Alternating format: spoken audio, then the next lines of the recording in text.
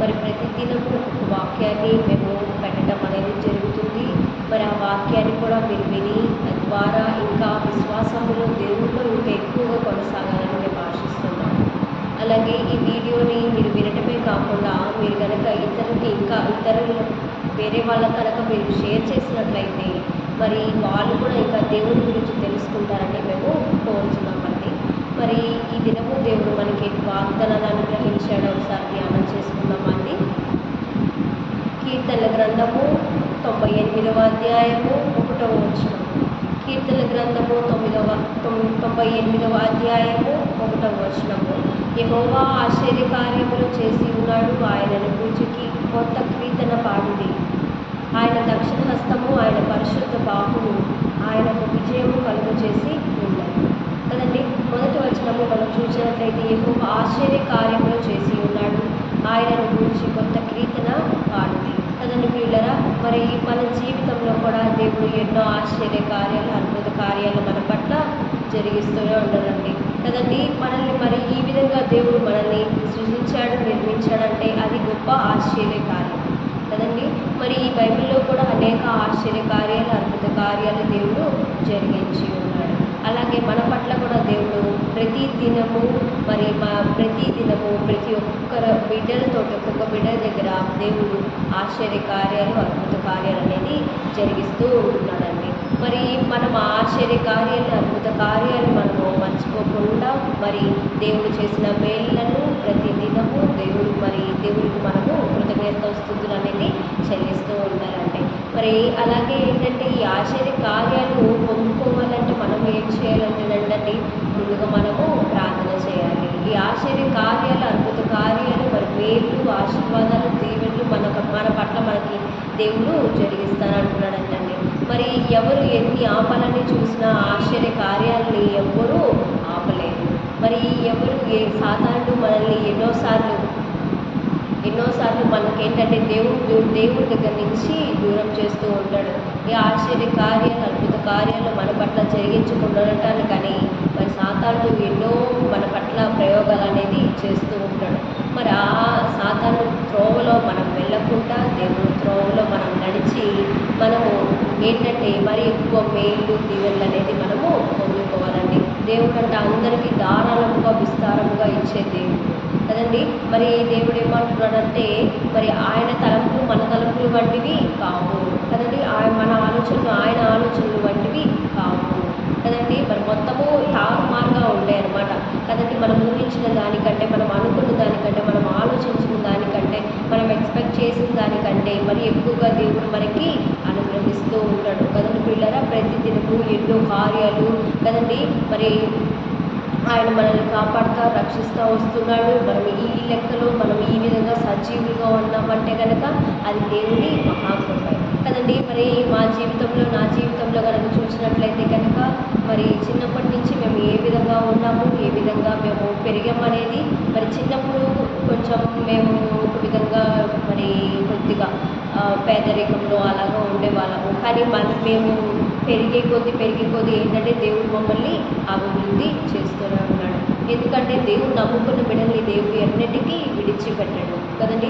మనం కొన్నిసార్లు ఆయన చేయిని కూడా మనము విడిచిపెడుతూ ఉంటాము. కానీ ఆయన మాత్రం మనల్ని ఎన్నిటికీ ఆయన విడిచిపెట్టడు. ఆయన జరిగించాల్సిన కార్యాలు ఆయన జరిగిస్తూనే ఉన్నాడు. కొన్నిసార్లు మనం ఏంటంటే ప్రార్థన చేస్తూ ఉంటాం కొన్ని కార్యాలు జరగాలని చెప్పి. మరి కొన్ని కార్యాలు మనం ప్రార్థన చేయకపోయినా కూడా మన పట్ల దేవుడు కార్యాలు జరిగిస్తూనే ఉన్నాడు కదండి. ఆయన గురించి మనం ఎప్పుడు కూడా కీర్తన పాడి మరి ఆయన స్తుతులు చెప్పుకొని ఆయన నామాలు మనం ఎప్పుడు కూడా తలస్తూనే ఉండాలి. ప్రతి దినము ఆయన నామాన్ని మనము తలుస్తూనే ఉండాలి. ఆయనకి మనం స్తుతులు చెప్పుకుంటూ ఉండాలి. ఆయనకి మనం థ్యాంక్స్ చెప్తూ ఉండాలి. మనం ఆయన కృతజ్ఞతలు కలిగి ఉండాలి కదండి. ఎందుకు అంటే ఆయన మన కోసము ఆయన సిలువలో మరి వేలాడి మరి ఆయన ఆ సిలువలో మరి అంత బాధలు ఉన్నప్పటికీ కదండి మన కోసము దేవుడు మరి రక్తం కార్చి మరి ప్రాణం పెట్టిన దేవుడు కేవలం మన పాపాలు ఆయన క్షమించబడటం కోసము కదండి. మరి ఆయన ఈ లోకానికి మానవునిగా వచ్చి ఉన్నాడు. కేవలం అది ఓన్లీ మన కోసము మాత్రమే కదండి. మరి ఆయన ఎవరి దగ్గర కూడా ఆయన తల వంచలేదు కదండి. మరి ఎవరు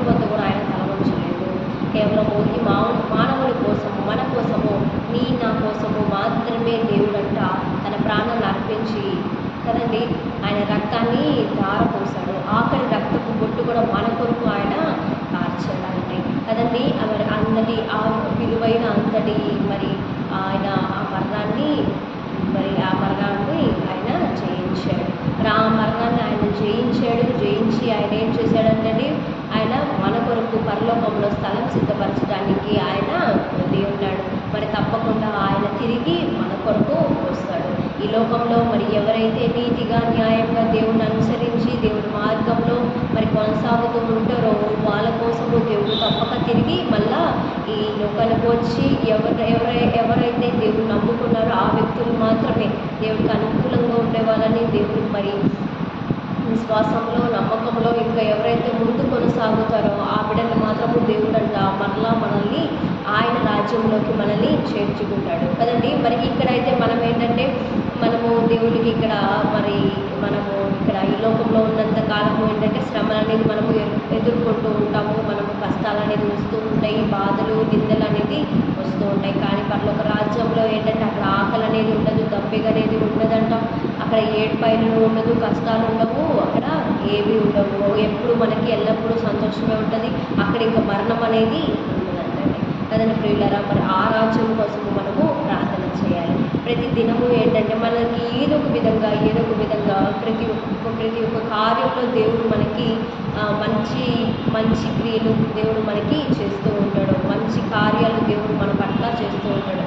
ఒక్కొక్కసారి ఏంటంటే దేవుడు మనల్ని ఒక గమ్యం అనేది చేర్చడానికి ఆ గమ్యంలో మనము వెళ్ళాలంటే మరి అనేక శ్రమలు అనేక కష్టాలు అనేది అనుభవిస్తేనే ఫైనల్గా ఆ గమ్యం అనేది మనము చేరుకుంటాం కదండి. ఒక ఎగ్జామ్ రాయాలంటే ఏం చేయాలంటే ఏంటంటే దాన్ని కష్టపడి చదవాలి కదా. ఆ కష్టపడి చదివేటప్పుడు ఏంటంటే మనకి అనేక సార్లు ఆటంకాలు అనేది వస్తూ ఉంటాయి, అడ్డంకులు వస్తూ ఉంటాయి కదండి. మనకి శ్రమలు అనేది వస్తూ ఉంటాయి. ఎందుకంటే ఆ ద్వారంలో మనము వెళ్ళాలంటే ఆ మార్గంలో వెళ్ళాలంటే అనేకమైనవి కూడా ఎదుర్కొంటూ ఉంటాయి. అనేక ఫెయిల్యూర్స్ అనేది చూస్తూ ఉంటాము.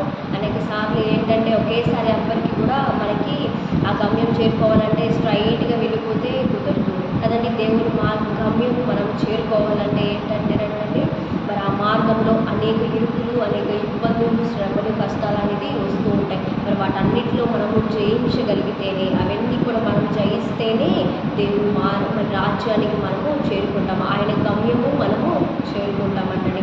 అంతలోగా దేవుడు ఏంటంటే ఆ మార్గంలో ప్రవేశించినప్పుడు మనకేంటంటే దేవుడు మనల్ని పరీక్షిస్తూ ఉంటాడు. ఈ బిడ్డ నాతోనే ఉంటుందా లేదా, ఈ బిడ్డ మరి నాలోనే ఉంటుందా లేదా అనేది దేవుడు మనల్ని పరీక్షిస్తూ ఉంటాడు. కాబట్టి పిల్లలు మనం ప్రతిదినము ఈ అంత్య దినాలు అపాయకరమైన దినాల్లో ఉంటున్నాం. కాబట్టి మనము ప్రతిదినం ఏం చేయాలంటేనంట మనము ప్రతిదినము దేవునికి మరి ఎక్కువగా దగ్గర అవుతూ ఉండాలి. ప్రతిదినము దేవునితో మనం సహవాసం చేయాలి కదండి.